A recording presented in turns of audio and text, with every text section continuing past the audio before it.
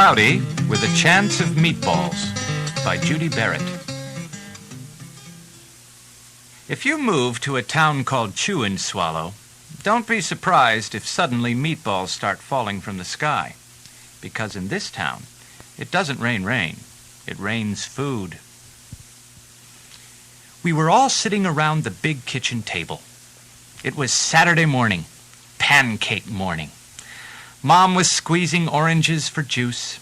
Henry and I were betting on how many pancakes we could each eat. And Grandpa was doing the flipping. Seconds later, something flew through the air headed toward the kitchen ceiling and landed right on Henry. After we realized that the flying object was only a pancake, we all laughed, even Grandpa. Breakfast continued quite uneventfully.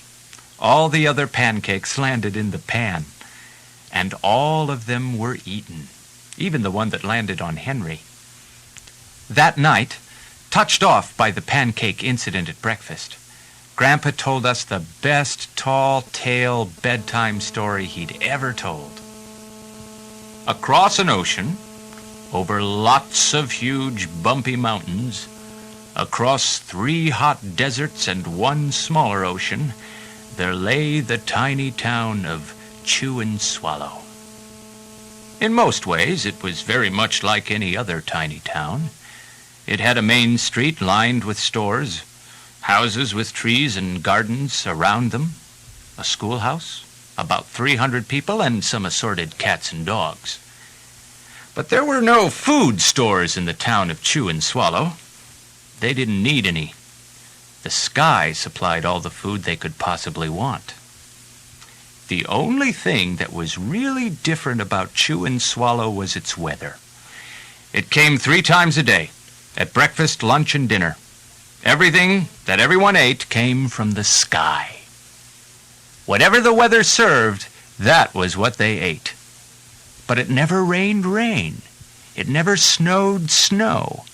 And it never blew just wind.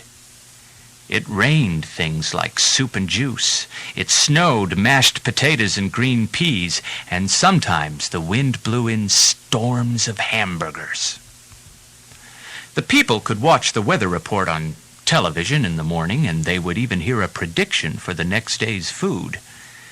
When the townspeople went outside, they carried their plates, cups, glasses, forks, spoons, knives, and napkins with them. That way, they would always be prepared for any kind of weather. If there were leftovers, and there usually were, the people took them home and put them in their refrigerators in case they got hungry between meals. The menu varied. By the time they woke up in the morning, breakfast was coming down. After a brief shower of orange juice, low clouds of sunny-side-up eggs moved in, followed by pieces of toast. Butter and jelly sprinkled down for the toast, and most of the time it rained milk afterwards. For lunch one day, Frankfurters, already in their rolls, blew in from the northwest at about 5 miles an hour. There were mustard clouds nearby. Then the wind shifted to the east and brought in baked beans. A drizzle of soda finished off the meal. Dinner one night consisted of lamb chops, becoming heavy at times, with occasional ketchup. Periods of peas and baked potatoes were followed by gradual clearing with a wonderful Jell-O setting in the west. The Sanitation Department of Chewandswallow had a rather unusual job for a sanitation department. It had to remove the food that fell on the houses and sidewalks and the lawns.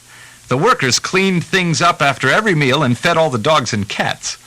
Then they emptied some of it into the surrounding oceans for the fish and turtles and whales to eat.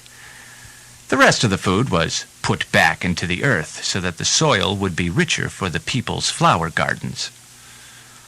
Life for the townspeople was delicious, until the weather took a turn for the worse. One day, there was nothing but gorgonzola cheese all day long. The next day, there was only broccoli, all overcooked. And the next day, there were Brussels sprouts and peanut butter with mayonnaise. Another day, there was a pea soup fog. No one could see where they were going, and they could barely find the rest of the meal that got stuck in the fog. The food was getting larger and larger, and so were the portions. The people were getting frightened. Violent storms blew up frequently. Awful things were happening. One Tuesday, there was a hurricane of bread and rolls all day long and into the night.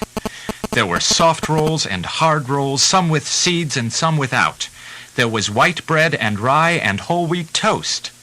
Most of it was larger than they had ever seen bread and rolls before. It was a terrible day.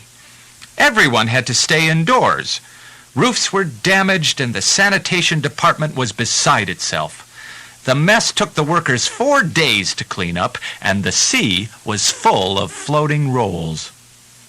To help out, the people piled up as much bread as they could in their backyards. The birds picked at it a bit, but it just stayed there and got staler and staler.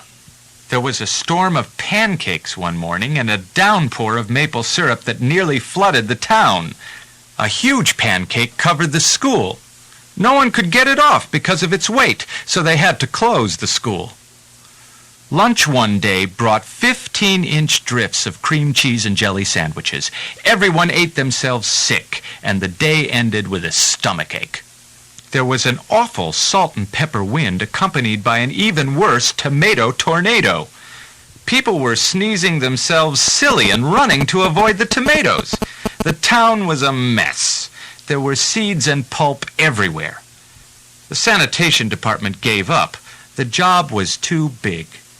Everyone feared for their lives. They couldn't go outside most of the time. Many houses had been badly damaged by giant meatballs. Stores were boarded up, and there was no more school for the children. So a decision was made to abandon the town of Chewandswallow. It was a matter of survival. The people glued together the giant pieces of stale bread sandwich style with peanut butter, took the absolute necessities with them, and set sail on their rafts for a new land. After being afloat for a week, they finally reached a small coastal town which welcomed them. The bread had held up surprisingly well enough for them to build temporary houses for themselves out of it. The children began school again, and the adults all tried to find places for themselves in the new land. The biggest change they had to make was getting used to buying food at a supermarket. They found it odd that the food was kept on shelves, packaged in boxes, cans, and bottles. Meat that had to be cooked was kept in large refrigerators. Nothing came down from the sky except rain and snow. The clouds above their heads were not made of fried eggs. No one ever got hit by a hamburger again. And nobody dared to go back to Chewandswallow to find out what had happened to it. They were too afraid. Henry and I were awake until the very end of Grandpa's story. I remember his good-night kiss. The next morning we woke up to see snow falling outside our window. We ran downstairs for breakfast and ate it a little faster than usual so we could go sledding with Grandpa. It's funny, but even as we were sliding down the hill, we thought we saw a giant pat of butter at the top, and we could almost smell mashed potatoes.